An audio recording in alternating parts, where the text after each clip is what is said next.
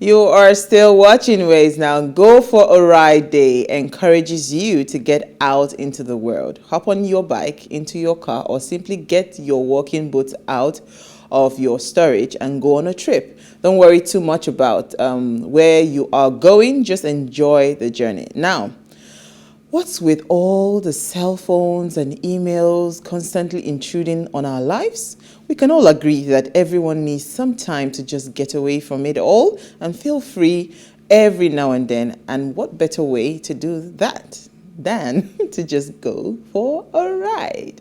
I did that this weekend. Oh, you did? Oh, yeah. I think one of my favorite things to do, well, not exactly during daytime in Lagos, is to just drive around. I love driving. So when we're done with the show every night, it's just so much fun to just drive through because the road is free, Third Midland is free. It's just a cruise down. It helps me to just switch off the AC and just breathe the natural air. And then I'm thinking, I'm clearing my head. So yes, I love going for rides. And I think when it comes to dating, it's actually one of my fun things to do. Just get into the car, maybe have one or two things to eat, put on good music, and you're just driving through and talking. I love it. So this weekend, I was on an adventure spree. So I went first to the beach. Okay, so I took a boat. To the beach in a while. Yeah, I took a boat to the outskirts of, it was so beautiful. Went to this lovely beach house. It was so beautiful. I went by the waterfront, just, clearing my head. Because it's quite important for you to clear your head. Yes. And I love driving, like you. And also, I went somewhere the weekend and I take long walks. Right, I use that time to just reflect, meditate, but I take very long walks. Yeah, you and Norma have that together. I have not done that in a while. So every single opportunity that I get, and I'm in a safe place, I can walk for 1 hour, 2 hours, just walking. That's like how many? That's like 15 kilometers. I don't even count. I don't bother counting. So this weekend was it for me. I went for a lot of rides in different styles. I went with the boots, I went with the boat, I went with the car. So I did all. Too much also they worry you. But it was a good one. All right, so Sans, what did you find for us in the news? Okay, so I was at the Punch earlier today and I saw this heading that really caught my attention. 90 ships seized by EFCC and right now they're rotting away at the Lagos port. And it caught my attention because this is 2021. A lot of people have just survived COVID and shipments have started again. The ports have opened and all that. And I understand that they are doing their job, like seizing things, especially when you can't account for it. Obviously, you have to check what comes into the country.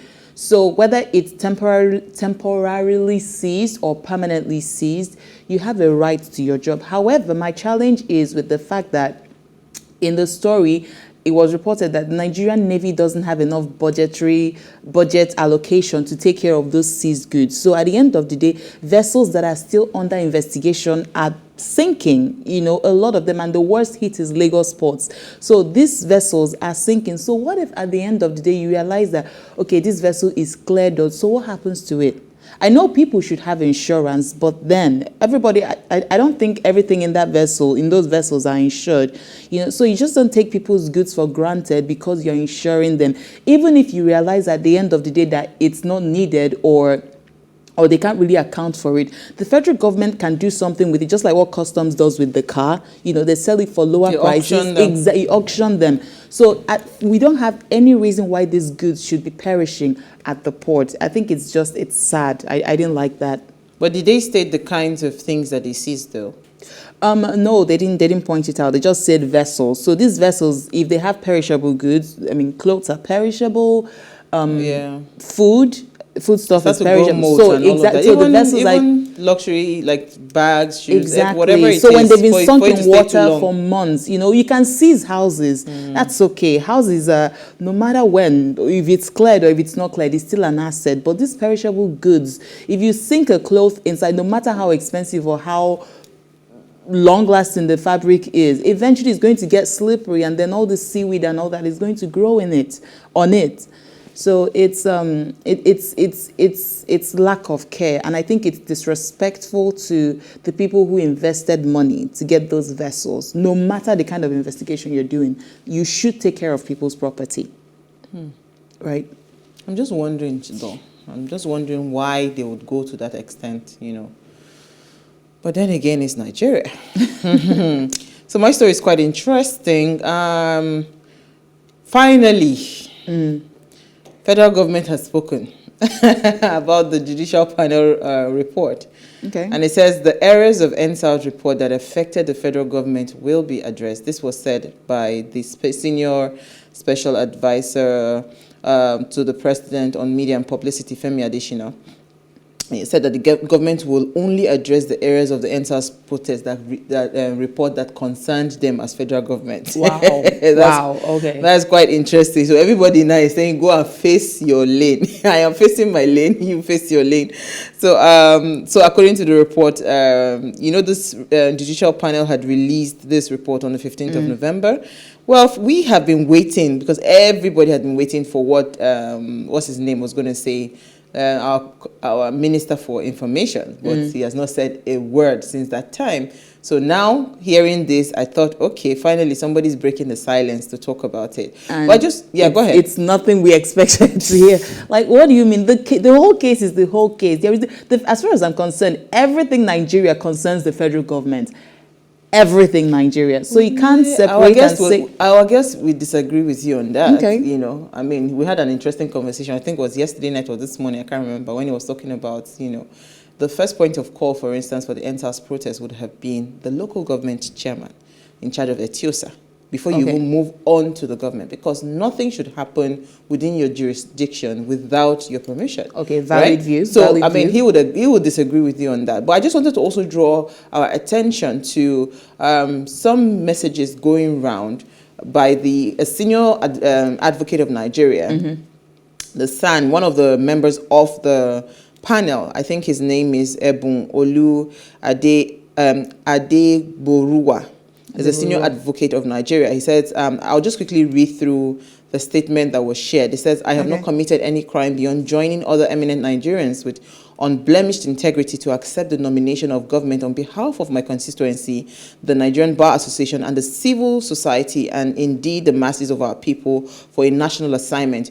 Two prominent lawyers of the government have openly incited opinions against me on national television with mindless accusations.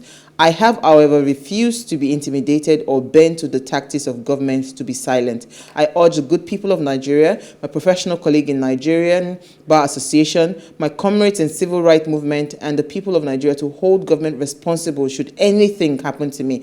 So this guy, just last night, let me quickly read through. Okay. Just last night, one of the prominent EndSARS protesters who testified before the panel, that's Miss Kamsi, I think Kamsi Yochukwu, how do you pronounce that, was attacked and dealt serious machete blows in what was clearly an attempted murder, as reported by her counsel, with very disturbing photos. Yeah, I saw it online today. Yes, he says, so I heeded the clarion call to serve by the government, I heeded the clarion call to serve by the government with the honest belief that the panel was meant to say the truth and nothing but the truth, which is what we have done. It is left for the government and Nigerians to do the needful with the report of the panel. God bless Nigeria. So according to this, this senior advocate of Nigeria is almost like on the run for his life right now. Because, I mean, everybody keeps saying, I mean, I remember Milona talking on Friday saying that she's even actually shocked that the government allowed that report to even come out in the first place. That usually a report that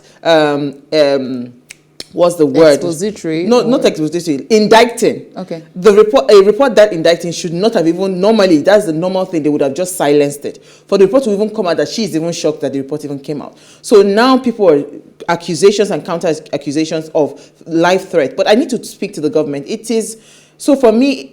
For me, this is supposed to be like a litmus test, maybe the final test for us as Nigerians to believe that we have a government. So if for anything, your government does not have a hand in this witch hunt or whatever it is for the panel members, let them also find security for them and protect them. So with their response right now, what do you think? Do you think they're failing the litmus? Auntie, somebody has said, we will only answer our own parts. Hands off. Hey, that's like, go and deal with you, I'll deal with me. That's not leadership, because when something happens, collectively your government. You're responsible. Whether it is local, state, or federal, you are government. So you answer as government. Right? But you know what? We're talking politics today. Stay with us. We'll be right back.